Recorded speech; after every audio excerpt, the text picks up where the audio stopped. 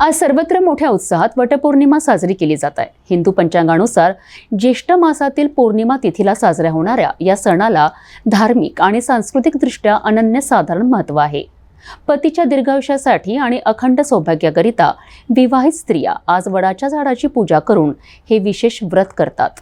हिंदू धर्मात वटसावित्री पौर्णिमेला अत्यंत पवित्र मानले जाते। पौराणिक कथेनुसार याच दिवशी सावित्रीने आपल्या पती सत्यवान यांचे प्राण यमराजाकडून परत आणले होते। आपल्या अगाध निष्ठेने आणि तपस्येने तिने मृत्यूलाही हरवले।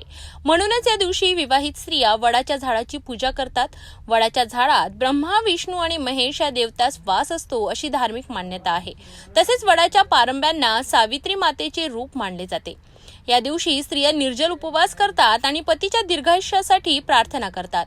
केवळ दीर्घायुष्यच नाही तर 7 जन्मांसाठी तोच पती मिळावा अशीही त्यांची इच्छा असते।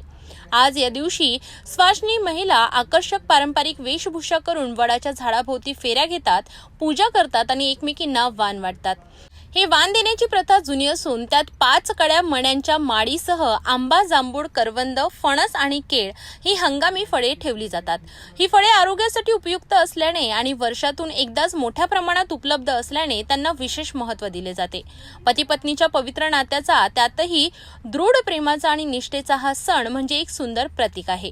संपूर्ण महाराष्ट्रात हा वटसावित्रीचा सण मोठ्या उत्साहात सुवासिनी महिलांनी साजरा केला। श्री मंगलमूर्ती दर्शन मात्रे मान, शरणे मात्रे मान, कामना पूर्ती। जय देव रत्न खचित फरा, तुझ गौरी कुमरा, चंदनाची ओटी कुंकुम केशरा, हिरे सहित मुकुट शोभत भर, पुरे चरणी घागरिया। जय देव। एकंदरीतच वटपौर्णिमा हा केवळ एक सण नसून तो भारतीय संस्कृतीतील पती पत्नीच्या अतूट नात्याचा आणि स्त्री शक्तीचा गौरव करणारा दिवस आहे।